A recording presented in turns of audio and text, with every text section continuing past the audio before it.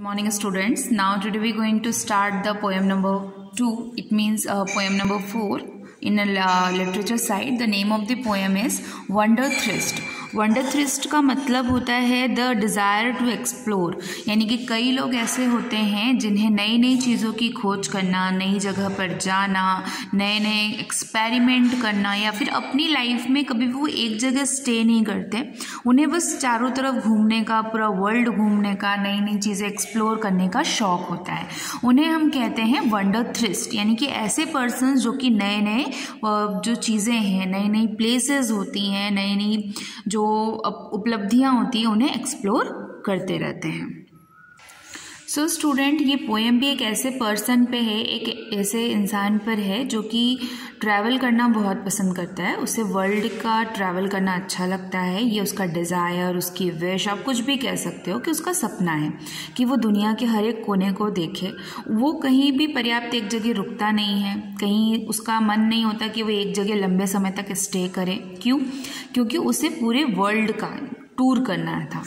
The poem is Let us read a poem about a man's intense desire to travel the world. ये poem एक ऐसे इंसान की है जो पूरी दुनिया का भ्रमण करना चाहता है। The poem name is Wanderthirst.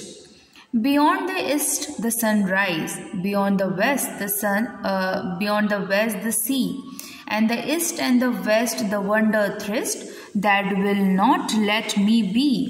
कहने का मतलब है, पॉइंट इन लाइन्स में ये कहना चाहता है कि ईस्ट जहाँ से सूरज उगता है और फिर वो वेस्ट में जाके समुद्र में छुप जाता है, तो and east and west the wanderthirst that will not let me be. चाहे ये सनराइज हो ना हो, जिस तरीके से एक अगली सुबह आती है और फिर शाम हो जाती है, वैसे ही मेरा सफ़र भी इस आने वाली सुबह और शाम के साथ रुकता और शुरू होता है।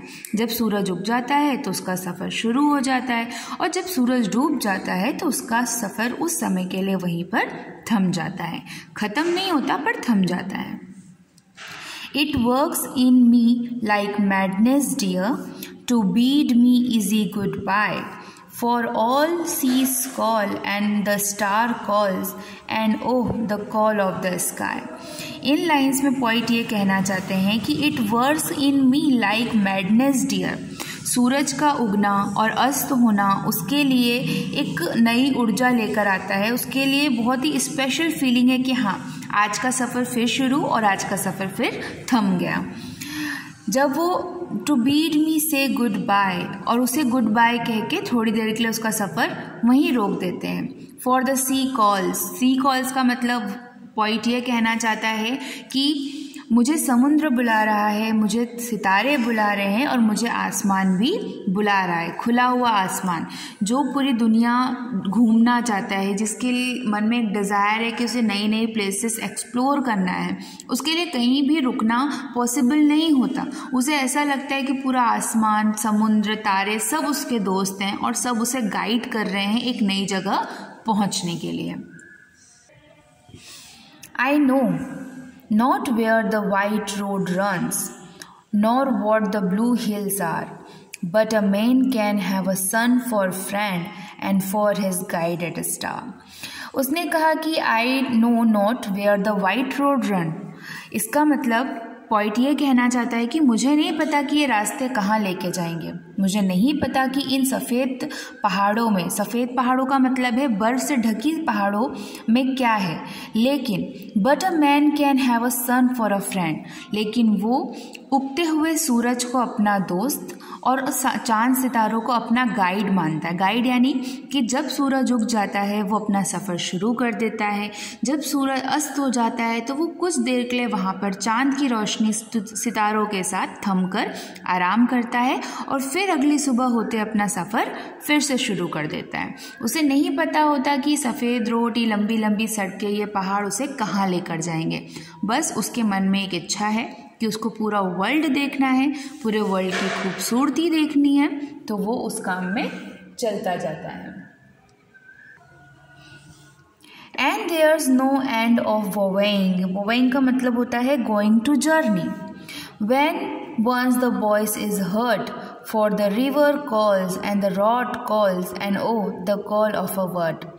उसके कहने का मतलब है जब उसकी जो जर्नी है उसका कोई एंड नहीं है, यानी कि उसकी यात्रा का कोई अंत नहीं है।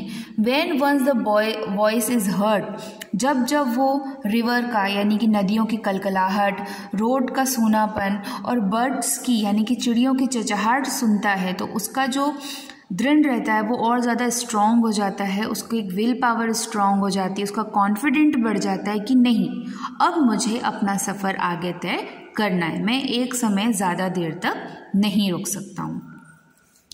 यॉर्डर द लॉन्ग हॉरिजॉन लाइन, यॉर्डर का मतलब होता है जाती हुई जो लंबी लंबी लाइंस होती हैं, यानी कि जो अनचाही सड़कें होती हैं। तो पोइट कह रहा है कि अनजान सड़कें हों, and there by side and day the old ship draw to home again the young ship sail away. इन लाइंस का मतलब है कि लंबी लंबी सड़कों में अगर कोई बड़ा सा समुद्र है, उस समुद्र में एक चीज़ होती है कि जब कोई बूढ़ी नाव का और यंग सेल का मतलब यहाँ पर ये बताया गया कि बूढ़ा व्यक्ति और एक यंग पर्सन। एक बूढ़ा व्यक्ति अगर वो दिन में सुबह किसी काम से या किसी जगह पर घूमने निकलेगा, वो रात तक अपने ठिकाने पे वापस आएगा। क्यों? क्योंकि उसका यही जीवन है, उसको अपना ठिकाना चाहिए। लेकिन जब यंग शिप से यहाँ पर बताया गया है कि एक नौजवान इंसान जब पूरी दुनिया का भ्रमण करने निकलता है तो वो इतनी जल्दी घर वापस नहीं आता।